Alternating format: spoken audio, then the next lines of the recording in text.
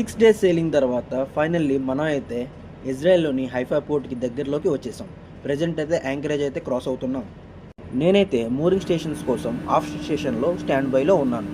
Break water cross అయ్యి పోర్ట్లోకి enter అవుతున్నాం. Present పైలటేజ్ అయితే చాలా వేగంగా బెర్తింగ్కు గైడ్ చేస్తున్నారు. మా బెర్త్ వైపు ఆఫ్ట్ అండ్ ఫార్వర్డ్ టగ్స్ అయితే మేడ్ ఫాస్ట్ అయితే చేసాం. పైలట్ అయితే టగ్స్ మరియు షిప్ యొక్క ఇంజిన్ సహాయంతో మా షిప్ను రోరో టెర్మినల్ దగ్గర బెర్తింగ్ అయితే చేయించాడు.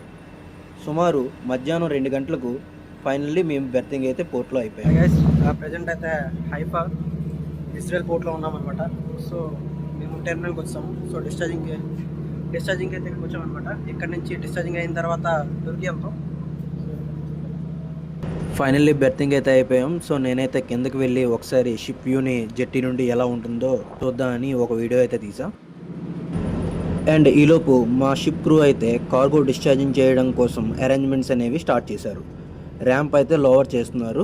ఈ ర్యాంప్ ద్వారా షిప్లో ఉన్న కార్గో అనేది షిప్ నుండి జెట్టి మీద వరకు రీచ్ అవ్వడానికి హెల్ప్ అవుతుంది ట్రక్స్లోకి. మేము రోరో టెర్మినల్ దగ్గర బెర్తింగ్ అవ్వడంతో ఆ జెట్టి మొత్తం ఫుల్గా కార్స్తో నిండిపోయి ఉంది. కనిపిస్తున్నాయి కదా ఎన్ని కార్స్ అయితే ఉన్నాయో. అండ్ ఒక సైడ్ బంకరింగ్ కూడా తీసుకుంటున్నాం. సో బంకరింగ్ అనేది అయిపోయాక బంకర్ బార్జ్ అనేది క్యాస్ట్ ఆఫ్ అవుతుంది. అండ్ ఈలోపు కార్గోని రిసీవ్ చేసుకోవడానికి ట్రక్స్ అయితే వచ్చేసాయి.